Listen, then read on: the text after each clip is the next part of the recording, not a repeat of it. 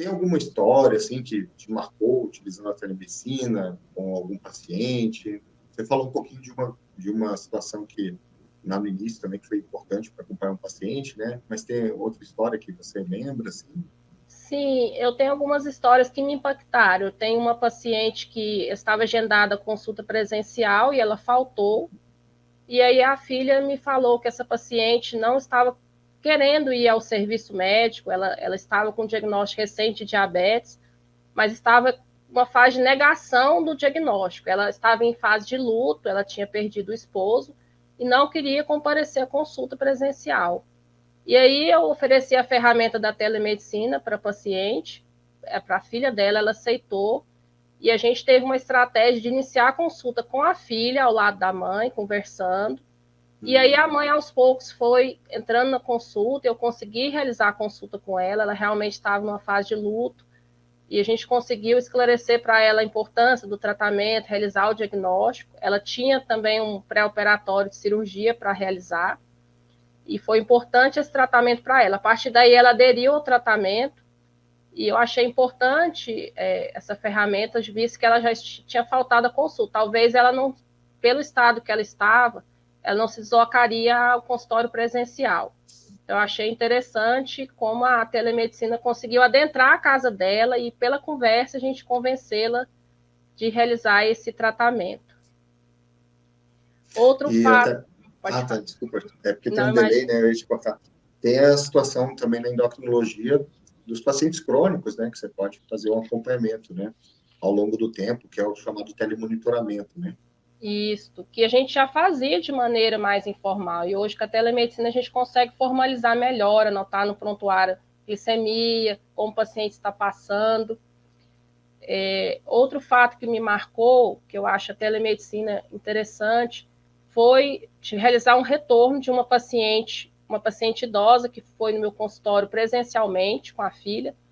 E quando eu realizei o retorno, é como se a gente adentrasse no domicílio do paciente. Então, eu pude perceber uma realidade difícil dessa paciente, das condições de moradia, da família, que me impactou muito, que é algo que eu não imaginava como seria a vida dessa paciente. Então, eu me senti como um médico de família que entra no domicílio de um paciente. Que uma coisa é você ver o paciente lá no seu consultório, outra coisa é você ver como é a realidade dele em casa. E isso me chamou muita atenção. Eu passei a ter outro olhar com essa paciente, de toda a dificuldade que ela passava, e eu achei que a telemedicina ela tem sua limitação, mas ela tem sua vantagem. Você entra no domicílio do paciente. Então, você vê condições do paciente. Até tem outra história também que me marcou, de um paciente que tinha um diagnóstico recente de diabetes, com um descontrole glicêmico muito grande.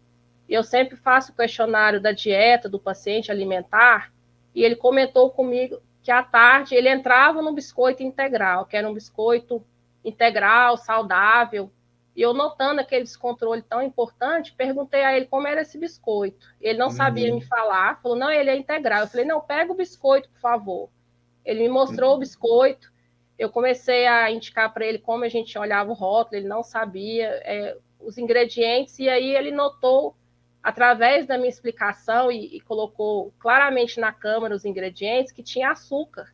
Aquele biscoito era muito doce, e ele conseguiu entender que aquilo ali não era o adequado para ele naquele momento. Aí eu expliquei para ele o que era diet, light, zero, expliquei os rótulos, como que funcionava, e ele foi olhando junto comigo. Então, eu acredito que se eu não estivesse naquele momento no seu domicílio, digamos assim, ele não teria como pegar esse alimento e me mostrar, porque ele não vai levar isso para consulta. Então, faz uma diferença muito grande, que um pequeno detalhe pode mudar aquele controle do paciente.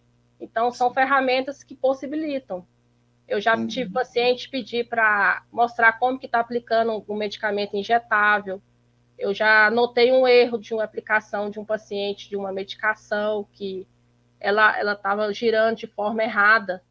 Então, são ferramentas que eu achei bem interessantes na minha área, que eu consegui adentrar o domicílio de paciente, ver como... Eu sempre peço para ver os medicamentos, se eles estão bem armazenados. Isso eu achei bem útil para a gente conseguir melhorar o tratamento do paciente. Legal. Porque muitas vezes é um trabalho, né, de educação em saúde, né? E isso faz parte também Exatamente. do trabalho médico.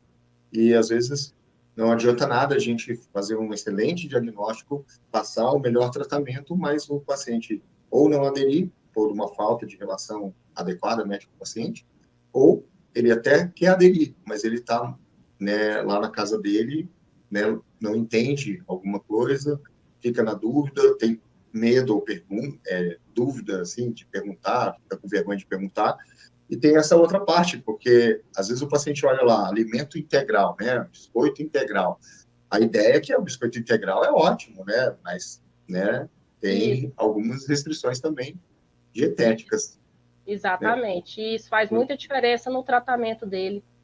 E né. eu achei que a telemedicina adiantou, possibilitou esse olhar mais atento. E em muitos momentos você consegue resolver, naquela teleconsulta, situações que te trariam uma dificuldade de acesso tão grande que você começa a se habituar com a prática da telemedicina.